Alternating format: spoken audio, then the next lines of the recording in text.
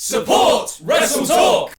Bird Raptor is coming to WWE! The Undertaker returned, and Lacey Evans finally did something. But even all that couldn't stop WWE screwing up what is usually the most exciting show of the year. Not even you, Bird Raptor. Not even you.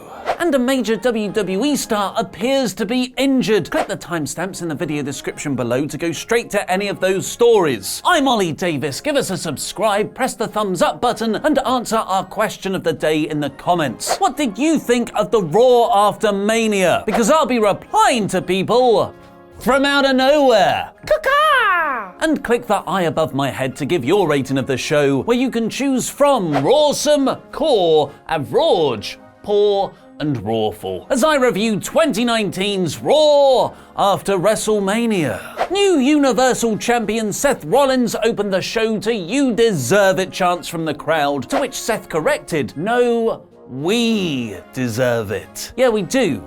We watched 7.5 hours of WrestleMania. Then new WWE Champion Kofi Kingston came out with the New Day, because brand split LOL, to comfortably the biggest pop of the night, to challenge Seth to a champion versus champion match. The winner takes it all. What a huge main event to set up. Surely they won't take the titles off of Seth or Kofi this quickly after winning them. What drama? What intrigue? WWE must have an all-time great angle plan to end this show. Nothing new era more than antiquated automatic rematch clauses. The night after losing their Raw tag belts, the Revival still didn't get an entrance. AEW move confirmed. And lost via surprise roll-up again. AEW lost more confirmed. Kurt Angle beat up Baron Corbin next, like that could in any way fix all the WrestleMania pain. It's all your fault, Baron Corbin. Which was followed after 6 months of lurking by Lars Sullivan finally debuting on the main roster, laying Kurt out with a freak accident and a diving headbutt. This was a shock, but not one with any substance. And it just makes me worried they'll now pair Lars with Corbin, because the pull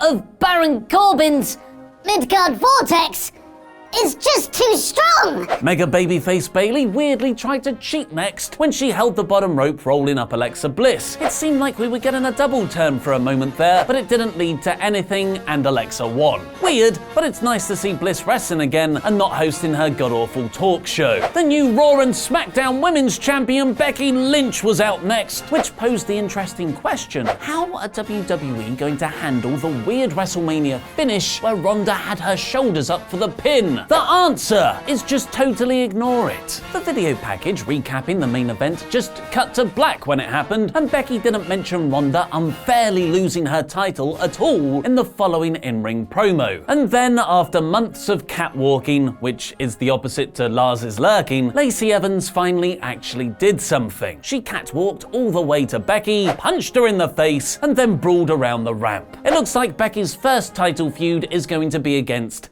Lacey Evans, which is a ridiculous step down from the likes of Charlotte, Asuka, and Rousey, and not the hot follow-up needed after her dodgy WrestleMania victory. Well-known established tag team Ricochet and Aleister Black took on Bobby Roode and Chad Gable in my favorite match of the night next, so the crowd started doing the wave. This is why we can't have nice things. Roode attacked Ricochet after his and Black's victory, seemingly confirming a heel turn for Bobby and Chad. Then Raw suddenly cut to a cardboard box in an empty room, but it wasn't full of New Day merch that gives away title match results, nor the head of Gwyneth Paltrow. Fight Club spoiler. The box instead contained a laughing bird raptor wearing a Hawaiian shirt. That sounds a lot worse than it actually came across, but not by much. The laugh sounded like Bray Wyatt, so I guess he's a bird raptor now. Bird raptor was genuinely my favorite part of the show because I just like saying bird raptor. Bird raptor. Bird raptor.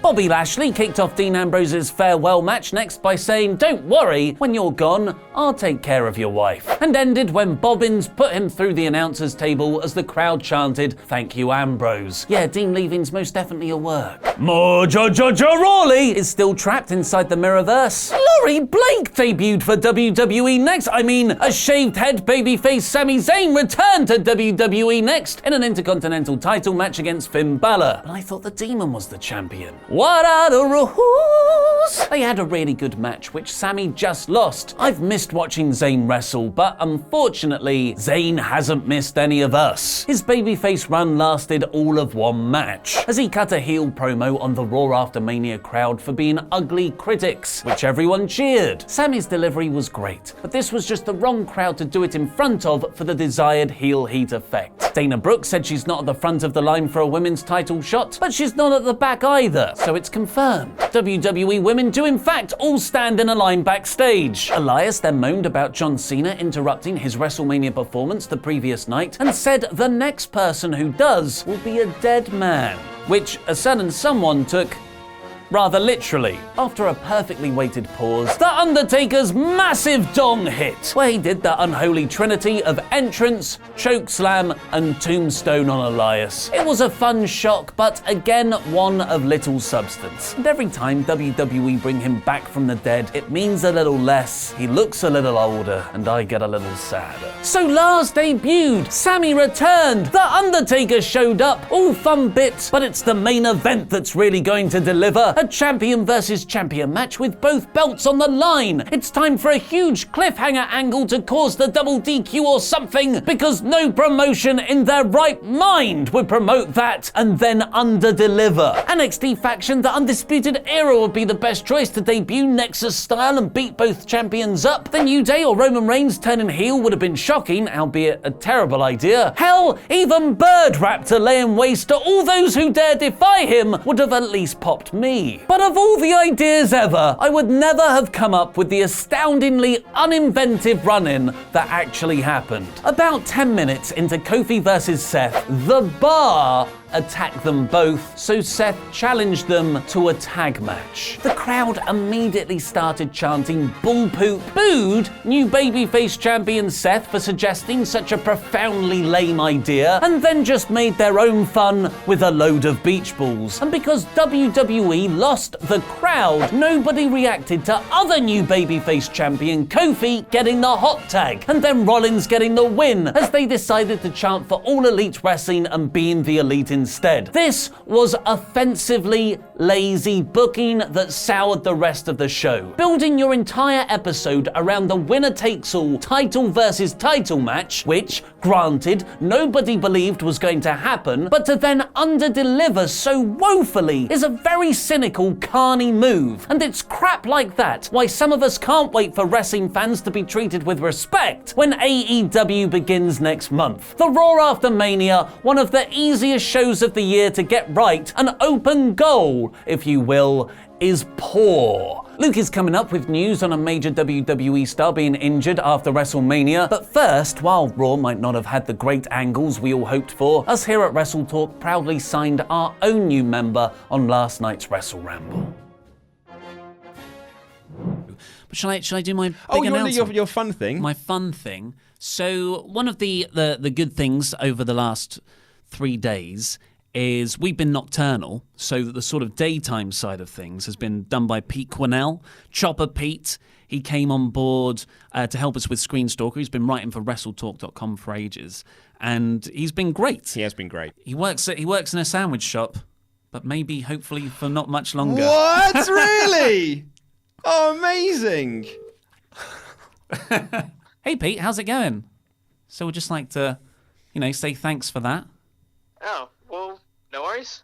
and was wondering if you wanted to come on full time.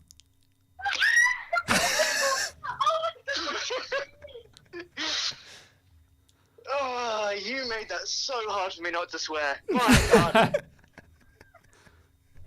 What does that say? What? Oh my God.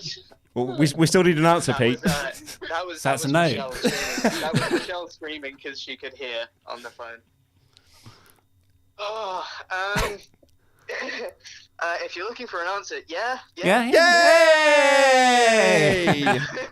And that's not the only congratulations we've got to give out, as we can now announce the winners of WrestleLeague Season 1. We had over 500 members of the SWAP Nation join in the prediction warfare fun against WrestleTalk presenters, WrestleTalk.com writers, New World Discorders, and many more. But only 3 people took the coveted first place spots, so congratulations to Dagtron, Flav Dorin, and the Mayor of Painesville, Dan, who we had the pleasure of meeting at last year's Wrestling Media Con. Congratulations to all 3 of you, and the best of luck with Season 2. And if you want to get involved with Season 2 of WrestleLeague, which will run until SummerSlam, become one of our pledge hammers on Patreon today by clicking the link in the video description below. As you will have heard from Ollie Davis's excellent review, the fans turned on Raw last night when WWE presented a winner-take-all match between WWE Champion Kofi Kingston and Universal Champion Seth Rollins that instead turned into a meaningless tag match with The Bar. The crowd instantly began to boo the match and proceeded to chant for anything else other than what was happening in front of them, including chanting for new rival promotion All Elite Wrestling. During the commercial break, we had a video tweeted to us by SWAP Nation member Jaron Walker, which we can't play as WWE will demonetize us if we do, which shows the crowd chanting for AEW, which carried over into the broadcast when fans began loudly chanting for the Elite. Gorilla Position also tweeted from the building about the AEW chants, calling it an extremely poor booking decision, especially in Brooklyn. AEW referenced these chants on their own Twitter feed, posting a gif of Cody Rhodes doing his listening gimmick. But that wasn't the final moment the crowd in the Barclays Center were treated to, with Seth Rollins and Roman Reigns calling out Dean Ambrose to say some final words to the crowd before he leaves at the end of the month. Pro Wrestling Torch first reported back in January that Ambrose had decided not to renew his contract with the company and he would be leaving in April following WrestleMania. WWE advertised last night as Ambrose's final ever Raw match, but while that ended up just being a brawl with Bobby Lashley, he did get to cut a farewell speech to the audience, saying his sweetest moments in WWE were seeing Seth Rollins win the Universal Championship at WrestleMania and Roman Reigns kicking the poop out of cancer. He also said that the Shield had their first match in the Barclays Center at TLC 2012, where Arn Anderson called them 2 indie schmucks and a football player. He also made fun of the fact that Raw is too long and thanked the fans for always sitting through it. We got this picture sent to us by SWAP Nation member CG Baxter of Ambrose, Rollins, and Reigns doing the Shield fist bump at the top of the ramp, which looks like a really nice way to end an episode of Raw and a lot better than a meaningless tag match featuring The Bar. Someone who wasn't there to see all of this, however, was AJ Styles, with PW Insider reporting that Styles suffered an injury during his WrestleMania win over Randy Orton. Fans who had tickets to see Styles at the Fan Access event on Monday were told they would get a refund and given a photo opportunity with Kofi Kingston instead. While PW Insider don't have details on what the injury is, Dave Meltzer is reporting that Styles won't be on SmackDown Live tonight and has already flown home, with one fan tweeting that he saw Styles at the airport moving slowly. Thank you for watching, and a special thank you to our pledge hammers on Patreon, some of which you can see scrolling their way into my stomach. Click the video over there to check out WrestleTalk's newest signee Pete play through Devil May Cry 5 while Laurie and I provide